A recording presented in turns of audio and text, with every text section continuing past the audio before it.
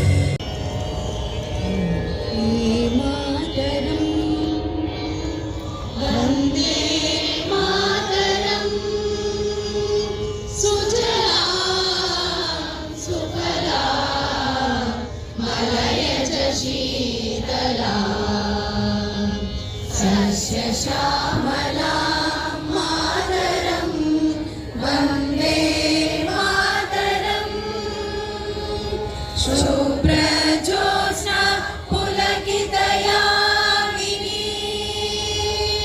पुल्लकुसुमित द्रुमदलशोभिनी सुहासिनी सुमधुरभाषिणी सुखदां वरदां मातरं वन्दे मातरम्। కల్పన చేసి మనకు ఆదేశాలు ఇచ్చి ఈ కార్యక్రమాన్ని విజయవంతం చేయడం కోసం తప్పనిసరైన పరిస్థితిలో నియోజకవర్గంలో సార్ పర్యటనలో ఉన్నారు. గౌరవ మంత్రివర్యులు మన తెలంగాణ భాషా సాంస్కృతిక శాఖ అంటే సాంస్కృతిక టూరిజం శాఖ మార్చులు ఈరోజు తమరి మిమ్మల్ని అందరినీ ఉద్దేశించి ఈ సభని ప్రారంభించడానికి ఫోన్లో అందుబాటులో ఉన్నారు. ఒక్కసారి వారి సందేశం విన్నాక మనం సభను ప్రారంభించుకుందాం. సార్ చెప్పండి సార్.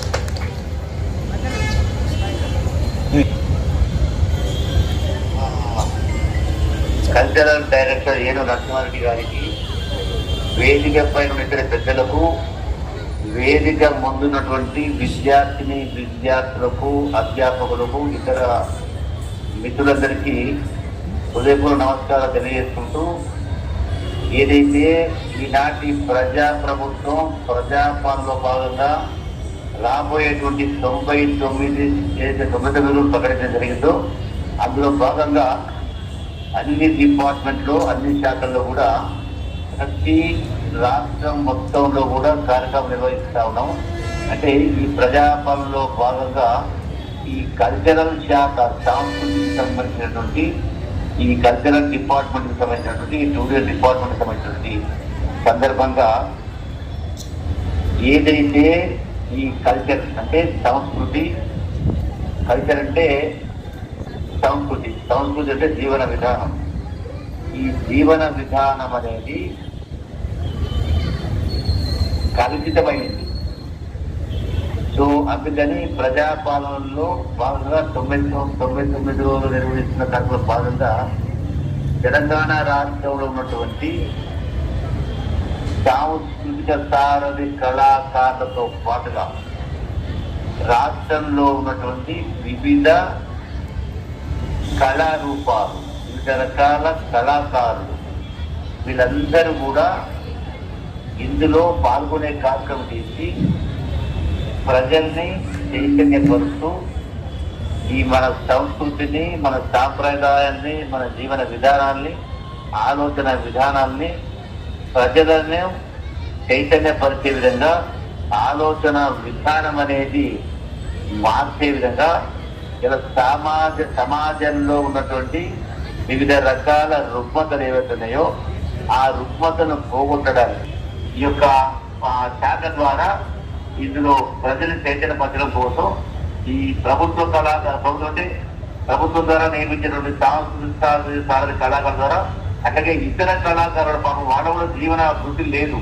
సో ఏదో రకంగా వాళ్ళను వినియోగించుకున్న కార్యక్రమం చేసి ఈ యొక్క కల్చర్ను, ఈ యొక్క సంస్కృతిని డెవలప్ చేసే కార్యక్రమం చేస్తా ఉన్నాం. కాబట్టి అందులో మీరందరూ కూడా వ్యక్తులు కానీ, సంస్థలు కానీ, ఆర్గనైజేషన్ కానీ మీరు కూడా అందరూ పాల్గొని ఈ యొక్క ప్రజాపాలనలో భాగంగా, ఈనాటి ఇందిరమ్మ పాలనలో భాగంగా ప్రజల్ని చైతన్యం చేయాలని, సమాయత్తం చేయాలని చెప్పని ఇక్కడ వేదిక పోయినటువంటి పెద్దలకు, వేదిక ముందున్నటువంటి వాళ్ళకంతా కూడా మీ అందరికీ నేను సవినయంగా విజ్ఞప్తి చేస్తా ఉన్నా.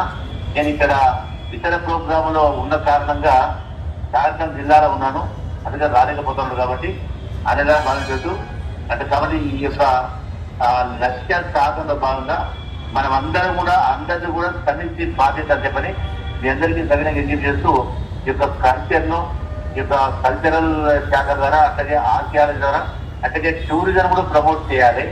ఆ టూరిజం ద్వారా కూడా ఎన్నో నేర్చుకోవచ్చు. రకరకాల మనం ఆ యొక్క టూరిజం ప్రాంతాలు ఏవైతే ఉన్నాయో ఆ కట్టడాలు మనకు కట్టలేము. గొప్ప గొప్ప పురాతనమైనటువంటి నిర్మాణాలు ఉన్నాయి, అట్లాగే ప్రకృతి సంపద ఉంది, నీటి వనరులు ఉన్నాయి, జల సంపద ఉంది. కాబట్టి అందరినీ కూడా ప్రజలను ఇందులో భాగస్వామ్యం చేసే కార్యక్రమం చేయడం కోసం ఈ 9 రోజుల ప్రజాపన భాగంగా రేపటి నుంచి ఆ కార్యక్రమాలు చేస్తా ఉన్నాం. అందరూ మీరందరూ పాల్గొనాలని మరొకసారి మీకు అందరికీ విజ్ఞప్తి చేస్తూ సెలవు తీసుకుంటున్నా. Thank you Varana, thank you very much. ధన్యవాదాలు సార్. తెలంగాణ ప్రజా కళ అనేది ప్రజాపాలన ప్రగతి నివేదనలో భాగంగా ఈరోజు మనం నిర్వహించుకుంటున్నాం. ఈ నిర్వహించుకునే వేదిక మీద చాలా అరుదుగా, అంటే మామూలుగా మనం ప్రతిసారి జానపదం అనగానే గుస్సాడి, కొమ్ముకోయ లాంటి 2-3 వాటినే తెప్పించుకుంటూ ఉంటాము. తర్వాత శాస్త్రీయ నృత్యాలు అనగానే భరతనాట్యం, కూచిపూడి లాంటి వాటినే, ఇంకా ఇటీవలి కాలంలో పేరిణి అనే దాన్ని మాత్రమే తెప్పించుకుంటూ ఉంటాం.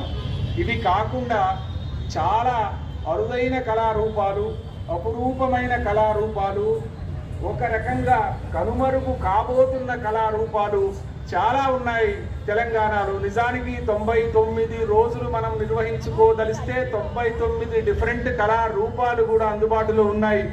వాటిని ఇక్కడ ప్రదర్శించడానికి మనం ప్రయత్నం చేయాలని సంకల్పించుకున్నాం. అయితే అవి దూరాభారంతో వచ్చేటటువంటి కళారూపాలు కాబట్టి వాటిని ముందుగానే మనము ప్రకటించడానికి ప్రయత్నం చేశాము. అట్లాంటి అరుదైన కళారూపాలలో మనందరికీ తెలుసు, తోలు బొమ్మలాట ఒక కళారూపం. అది దాదాపు ఇప్పుడు అంతరించిపోయే పరిస్థితిని ఎదుర్కొంటుంది. అట్లాగే చెక్క భజన అని ఒక కళారూపం ఉంది, అది కూడా దాదాపు అంతరించిపోయే ప్రమాదంలో ఉంది. అదే కాకుండా సాధనాశూరుడు అని ఒక గొప్ప కళారూపం ఉంది, జడకొప్పులు. ఇట్లాంటి కళారూపాలన్నింటినీ ఇక్కడికి తీసుకొచ్చి నగరవాసులకు పరిచయం చేయడమే కాకుండా ఇక్కడ చేసేటటువంటి కళారూపాలను రికార్డు చేసి ప్రపంచంలో ఉన్న ఏ వ్యక్తి అయినా ఆ కళారూపాన్ని దర్శించవచ్చు అనే విధంగా ప్రణాళిక రచించడం జరిగింది. ఇట్లాంటి కళారూపాల ప్రదర్శనకు ఈరోజు నిజానికి గౌరవ మంత్రివర్యులు జూపల్లి కృష్ణారావు గారు, పొన్నం ప్రభాకర్ గారు కూడా వస్తామని చెప్పారు, వచ్చేది ఉండే. కానీ వాళ్ళు విభిన్నమైనటువంటి తప్పనిసరైనటువంటి కార్యక్రమాల్లో ఉండడం వల్ల రాలేకపోయారు. అయినప్పటికీ మనము ఇది మొదలే అనుకున్న షెడ్యూల్ ప్రకారం నిర్వహించుకుంటూ ఉన్నాము. ఇలా నిర్వహించుకోవడానికి ఈ వేదికను మనం కొత్తగా సిద్ధం చేసుకోవాల్సినటువంటి పరిస్థితి వచ్చింది. ఈ సిద్ధం చేసుకున్న కళా వేదికను మనం ఒక అపురూపమైన వ్యక్తి పేరు పెట్టుకున్నాం. అదేంటంటే పాల్కుర్కి సోమన్న, పాల్కుర్కి సోమనాథుడు అంటాము, పాల్కుర్కి సోమన్న మూలగా పిలుచుకున్నాం. ఎందుకు పాల్కుర్కి సోమన్న మూల అని పెట్టుకున్నాం అని మనమందరం ఆలోచించుకోవచ్చు. తెలుగులో కవులు, కళాకారులు, ఇంకా భిన్నమైనటువంటి కళలు అనగానే సంగీతం, సాహిత్యం, శిల్పం, చిత్రలేఖనం, నృత్యం ఇట్లాంటివన్నీ జ్ఞాపకం వస్తూ ఉంటాయి. సాహిత్యం అనగానే చాలామంది కవులు జ్ఞాపకం వస్తూ ఉంటారు. మనకు తెలుగు సాహిత్యంలో తొలి పద్యం ఏంటి అనగానే శ్రీవాణి గిరిజాశ్చిరాయ దదతో వక్షో ముఖాంగేషు ఏ లోకానాం స్థితిమావహంచ విహతాం తే స్త్రీ పుంసయోగోద్భవాం భవ శ్రీకంధరాశ్రేయసే అని చెప్తాం. నిజానికి ఇది పద్యం కాదు, శ్లోకం. మరి శ్లోకం తెలుగులో పద్యంగా అవతారం ఎత్తి తొలి పద్యమైంది. అది నన్నయ్య పండితుల కోసం భారతాన్ని రచిస్తూ రాసినటువంటి తొలి శ్లోకమే తొలి పద్యమైంది. దానికి భిన్నంగా తెలంగాణలో తొలి కవి ఎవరు అంటే పాల్కుర్కి సోమన్న. 1260 ప్రాంతంలో పుట్టి పాలకుర్తి అనే ఊరిలో పెరిగి తెలుగులోను, కన్నడంలోను, సంస్కృతంలోను అపురూపమైనటువంటి కావ్యాలను రాసినటువంటి మహానుభావుడి పేరు మనం పెట్టుకున్నాం. ఆయన నేను ఇందాక చదివినటువంటి పండితులకు అవసరమైనటువంటి పద్యం రాయలే, పామరుల దగ్గరికి పోగలిగేటటువంటి ద్విపద రాశాడు. నేను ఇందాక సంస్కృతం చెప్పాను, ఇప్పుడు పండితుల దగ్గరికి కాకుండా పామరులకు దగ్గరికి పోవడానికి ద్విపద రాశాడు. బెజ్జమహాదేవి అనే ఒక కథని పుట్టించాడు. అంటే ఎలాంటి వాళ్ళ కథలు రాశాడు ఆయన అనేటువంటి భక్తులు. సిరియాలుడి కథ, మాచప్ప కథ, బెజ్జమహాదేవి కథ, మాదరి చెన్నయ్య కథ, కన్నప్ప కథ, గౌరమ్మ కథ, మాదరి గండయ్య కథ, కుమ్మరి గండయ్య కథ, మడివాలు మాచయ్య కథ, కాటకోటుడి కథ, ఇట్లాంటి కథలు రాశాడు. వీళ్ళందరూ సామాన్య ప్రజలకు ప్రతినిధులుగా, కథానాయకులుగా ఉండేటట్టు ఆయన సృష్టించాడు. కాబట్టి ఆయన పేరు మీద ఈ కళావేదికను మనం ఈరోజు పాల్కురికి సోమన్న మూలగా చేసుకున్నాం. ఈ పాల్కురికి సోమన్న మూలలో రోజుకు 2 కళా ప్రదర్శనలు చేయాలని అనుకున్నాం. ఈరోజు డప్పులు, సాధనాశూరులు, రేపు రాజన్న డోలు, యక్షగానం, ఎల్లుండి ఒగ్గుడోలు, హరికథ, తర్వాత రోజు మహిళా డప్పులు, చెక్క భజన, తర్వాత బైండ్ల జమిడికలు, ఒగ్గు కథ, కోలాటం, తర్వాత బుర్రకథ, శారద కథ, తోలుబొమ్మలాట, ఇంకా దీంట్లో కొన్ని చేంజెస్ కూడా అయ్యే అవకాశం ఉంటుంది. తర్వాత 2వ వారంది కూడా ప్రకటిస్తాం. ఆ రకంగా ఈ కళా రూపాలను ప్రజావళికి, ముఖ్యంగా నగర ప్రజావళికి చేరువ చెయ్యాలనే సత్సంకల్పంతో చేసిన ప్రయత్నం కాబట్టి నగరవాసులు దీన్ని సద్వినియోగం చేసుకుంటారని తెలంగాణ భాషా సాంస్కృతిక శాఖ ఆశిస్తుంది. నమస్కారం.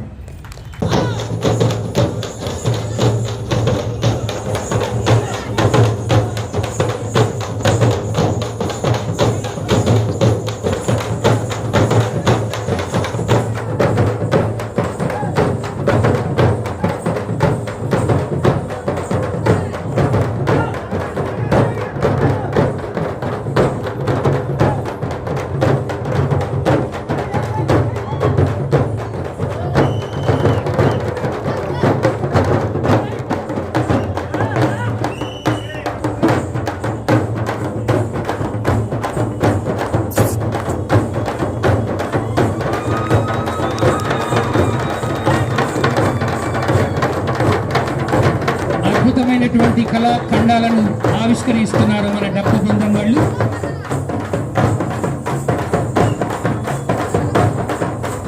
ఆదినాదం డప్పు నృత్యంతో డప్పు అడుగులు చావుకైనా పెళ్ళికైనా